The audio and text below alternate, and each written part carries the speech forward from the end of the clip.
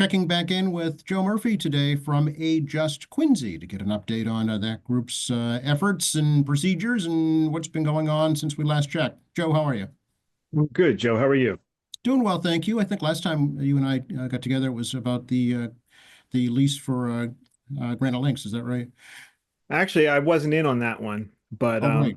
I think we were talking about the aftermath of the September 9th council meeting, uh, where the raises were discussed and Ah, whatnot. yes. Okay, Yeah. right. So just kind of wasn't that kind of the seminal moment for the founding of A Just Quincy?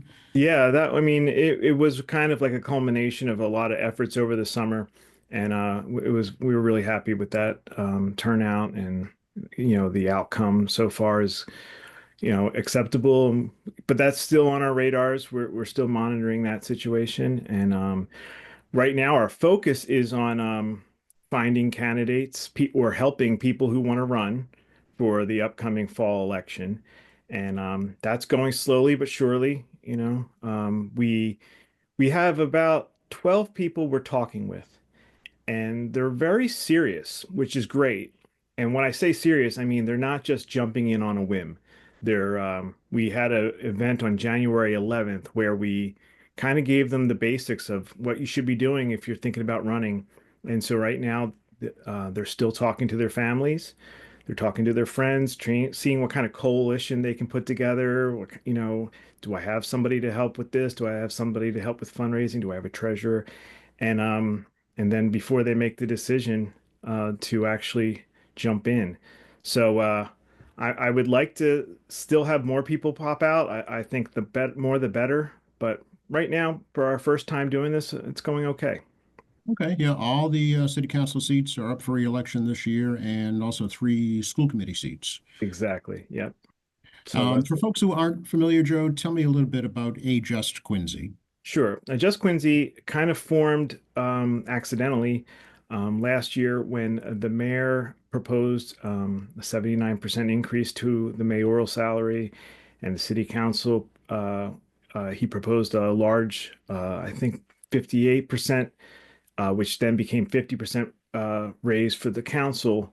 There were a lot of us that thought, "Wow, this is inappropriate," and we're not understanding where these numbers are coming from. We're not really agreeing with the rationale that was put forward by the consultants, and we wrote some letters to the editor of the Quincy Sun, and we started to talk amongst ourselves, and that became a Slack channel. And then Maggie McKee and our Slack channel became an organization, and put a website up, some social media channels, and we stay in touch that way, and we organize that way, and we get together for events like the first council meeting back of the fall, which is what we were just talking about. And then we kind of were concerned with what's happening now with the statue controversy for the new public safety building, and we got together there. We exchanged some ideas, and we showed up at City Council last Monday, and so that's still. I mean, our focus isn't just the statues. Our focus is really just justice and democracy in Quincy, and we don't feel like the situation, the way it played out, was either, and democratic or just. And so we have major concerns about this situation. And so that's what we've been talking about the last month or so. Right. Yeah, I know. It seems, correct me if I'm wrong, but the kind of the bigger overall issue is public input into these different issues that come up in the city. Is that right?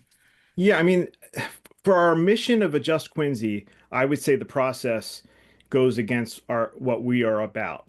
However, as individuals within a Just Quincy, there's pretty much unanimous consent that we think the statues are religious in nature and violate both the Massachusetts and U.S. Constitution. So we don't want to ignore the fact that we find them wholly inappropriate for the purpose the mayor intends.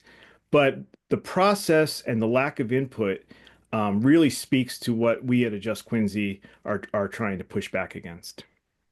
So I've heard recommendations, suggestions that the city charter be looked at, be re-examined, possibly altered to allow for actual public comment period during city council meetings. Is that something that Just Quincy would support? Absolutely. We called for it. I in my statement that I put out a statement from the group before the council meeting on February 24th. And I did call for, we would like to have input on the city council meetings similar to the school committee meetings, either before every council meeting or maybe the first council meeting of the month. We're not unreasonable, but right now there's just almost no real input from the citizenry to the council. And a lot of the council is pretty unapologetic about that. They feel they've mentioned that they have similar talking points. Oh, this is a republic. This is, your input's not necessary except on election day. After that, sit back and let us do our thing. But that's not really what the people of Quincy want, that I talk to, from every like side of the aisle, whether you're for what the mayor's up to, whether you're against some of what the mayor's up to. Nobody really wants it to become a city without public input. The at the council meeting just referenced a lot of folks that attended held up boo signs, and I know the council president called it a political move. Do you think that was accurate? Well, here's the thing. When we heard about the statues through the paper, the Patriot Ledger, we called for a public hearing. We wanted the council to convene and let us speak. Um, Councillor Kane, the president of the city council, mentioned in a statement he released that he was going to talk with his fellow councilors about public input. But instead, we got a recap of the entire safety project, where the statues are a very small piece of that. And that was not what we called for. It was not a good substitute for what we were calling for. And so when you muzzle people, they're going to get creative with expressing themselves. And I know Councillor Kane doesn't like it. He makes that very clear when it happens, but I don't see that changing. People are not interested in just like going away and going, oh shucks, they're not listening to me. They're going to make themselves heard in other ways. So does it make sense then for constituents to lobby their specific ward councilors for public hearings or community meetings, if you will? Absolutely. I mean, we tell people that all the time. We on our website, we list the email addresses and phone numbers of our counselors. We want them to be we want people to normalize talking to their counselors, because a lot of the counselors don't even have like community meetings or places where you can find them. And there are certain ward counselors that feel like they don't have to listen to people from other wards. And I think that's unfortunate. I understand that's not who they represent, but when they vote for things that affect the entire city. So I have no trouble reaching out to counselors from all 6 wards and the at-large counselors either. And as you know, the police chief did speak publicly in support of the statues. He spoke, I think, on behalf of police and fire as well that evening. How do you feel about that? Yeah, Chief Kennedy's a very eloquent speaker, and he seems like a very smart man. I think he's probably going to be doing a great job for our police force. I don't think it's relevant what any one person thinks about it, though, including the mayor. And unfortunately, the mayor's opinion is the only one that matters. The U.S. Constitution and the Massachusetts Constitution, written by our very own John Adams in this city, make it that's what matters. And so just because the police chief feels that it's acceptable, it doesn't really change the fact that these are un in my opinion, they are obviously religious. They're patron saints, first of all. That's a very Catholic concept. I grew up Catholic. I'm still Catholic. I get patron saints. My mom taught me to pray to Saint Anthony when I couldn't find things, Saint Jude when things were a lost cause. Um, I'm named after Saint Joseph. I get patron saints, and I respect it, and it fills me with warmth thinking about it. But it's just not appropriate on a building like this. And the reason I know they're religious is if you were to do a Google of Saint Michael defeating Satan, which is the imagery that Sergey is creating. It's very obviously you the standing on the demon, you will find pictures in churches almost exclusively. I couldn't find pictures anywhere else. So when I went through the Google Images gallery of Saint Michael defeating Satan, there were hundreds of pictures of in churches around the world because it's a religious symbol. And I know that the mayor's religion is very important to him. I get that. My parents are just as devout as the mayor. They're incredibly devout Catholics. I come from a devout Catholic family, but we have to check that when we are in public service.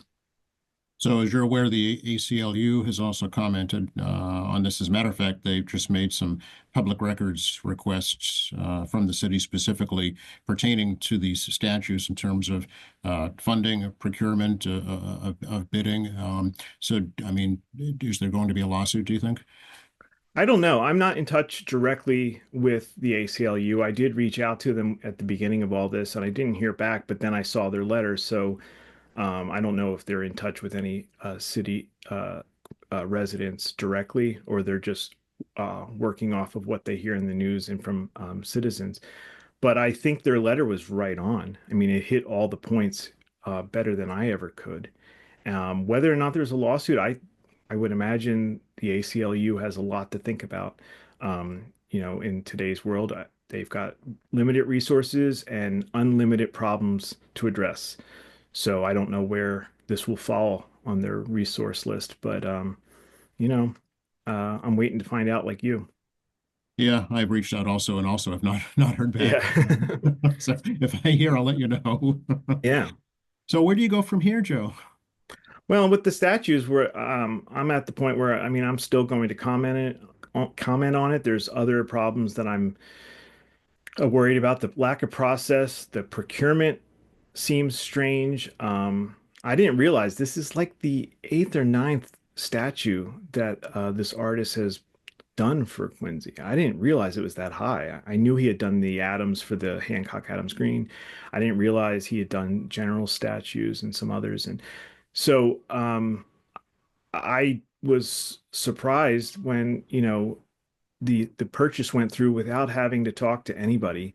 I understand Mr. Walker's reasoning as he put forward, but I didn't buy it. The fact that the microwaves, for instance, cost a little less than they thought, and times that by hundreds of items, and they ended up with a slush. That doesn't mean you can add a line item to the budget without talking to anybody. That's how I feel about it anyway. It's one thing to say, oh, now we can get the nicer drawer pulls or the hinges can be gold instead of silver or brass, whatever. That's one thing because we're expecting you to have hinges. But when you're going to put public art on a building, normally what you would do is you would convene an art commission, get people who know about art and talk to them, take in public and council input on what we want to see there. And but the mayor has made himself the art expert for Quincy. Like he knows what statues should go where. And that's something that we're going to be bringing up as we gear up for the races is just we need counselors who are going to push back. Yeah, we'll talk a little bit more about that. What is there a deadline to actually, pull your nomination papers? Oh no, we got plenty of time for that. There is a deadline to turn them in, July something, but the nomination papers are actually not even available to May. Okay. So anyone who announces now is welcome to run, welcome to like set up their websites, talk to people, but the actual collecting of the signatures won't happen till May through July. And so, but a lot of people start earlier. It's a good idea to get in front of OCPF, get uh, your depository account set up if you're a council candidate. If you're a school committee candidate, that's a little different. And I'm less expert on that because I haven't run there. But yeah, I suggest people start early, but there's still time. And how will Just Quincy help help candidates? Well, right now, what we're doing is we're providing info on what you might not know, and you want to run, but you're like, I don't even know how to start. So we're trying right now to provide things like, hey, this is what the OCPF is. This is what they do. This is the forms they're going to ask you to sign. Um, when you pick your treasurer, make sure your treasurer is someone you can trust because there's real consequences if this gets screwed up. So we're telling them things that, like, for instance, things I had no idea about when I jumped into the race in 2017. I kind of jumped in on a whim. I think it's great that the people we're talking to now are being a little more methodical because I just kind of one day woke up and said, I'm tired of everything. I'm going to run. And I didn't know what I was doing, and I was afraid to ask because I didn't want anyone else to know I didn't know what I was doing. So now I'm trying to fill that void. Come to me with any questions you have. There are no stupid questions if you're thinking of running. And then what we do once the races start is still a little up in the air. Most likely, I'm going to have to form a political action committee with OCPF because we're favoring candidates over other Mhm. candidates. And so I was hoping to not have to deal with OCPF again.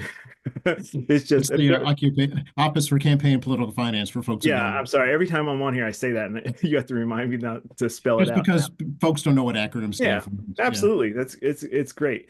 But they're lovely people and they've always been so helpful. But a monthly chore sometimes slips by me, and I'm like, ah. So I, but that's probably what I'm going to have to do. I'm talking to a couple of our members about maybe volunteering as treasurer, and then we'll raise some funds and help out here and there. Mostly the candidates will do the vast majority of their own fundraising. We're going to be there to say, hey, so and so's holding signs at Southern Artery and C Street.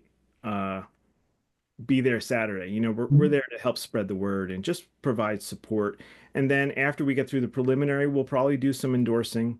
You know, we might provide space on our website for little bios of each candidate, that kind of thing. Okay. Well, you think you might be hosting debates at some point? Well, I don't think it would be just Quincy. I might get together with some other partner organizations, and see if we want to team up. Hmm. But as of now, I don't anticipate doing a just Quincy debate, but that could change depending on how the race goes and what people are talking about. Hmm. Okay. When you say we, Joe, how many are you now of A Just Quincy? That's a tough question. Yeah. We still have the three-person executive committee, but there's another 10 or 15 people that show up at the meetings and, volunteer to, oh, I can take care of that. So, I'd say we're about 20 people, 20 regular core members. And of course, there's, more people who just come when, we put up the bat signal, you know. So. Do you have regular meetings? Every other month so far, we've been Okay. trying to meet and strategize and we're due for one actually. March, we wanted to have one in March, so I've got to get on that. Okay. All right. And for folks who might want to join you, how do they do that, or who can do that? Yeah, well, they can go to adjustquincy.com and from there you'll see a contact form. You sign up there and you'll be on our mailing list. And you can also email us at info@adjustquincy.com and we can if you want to get more involved more quickly. Okay. Very good. And right now you're still just grassroots, right? You're not an organized nonprofit or anything like that. No, no, we're not that. But like I said, in the coming months, I think Yeah. you'll see us turn into a PAC, Political Okay. Action Committee. All right. Anything else you'd like to share right now? No, I just wanted to say, as I always say, if anyone's out here watching and they've thought about running, it at least have the conversation with us. You owe it to yourself, you know, at least have the conversation so that you don't regret, you know, because right now we just the only way we turn this ship around is citizens. We are getting like really ignored, in my opinion, from both the mayor and the council. They've kind of become like this one thing, and and I think people feel it, and you can tell when you see that the talking points are shared, you know, and the talking points that the mayor gives the Patriot Ledger suddenly become questions at the council meeting. They're like in question format. So setting, there's a collaborative nature between this mayor and city council on PR, not just on getting projects done. So if people want that to change, the only way to do that is at the ballot box. And the only way to do that is to have opponents for our counselors. 53% of the ward races in the last 20 years have been sorry, 53% have been unopposed. Hmm. There's just a lack of involvement right now. The city's just kind of stepped away, and I understand it. Work, family obligations, just a general desire to come home and watch TV and not deal with this. I have that so badly. Um, but if you're thinking about it, just reach out. We'll have a cup of coffee, and we'll see if it's for you. Okay, good to talk to you, Joe. Appreciate the update. Yeah, always. Talk to you soon, I hope.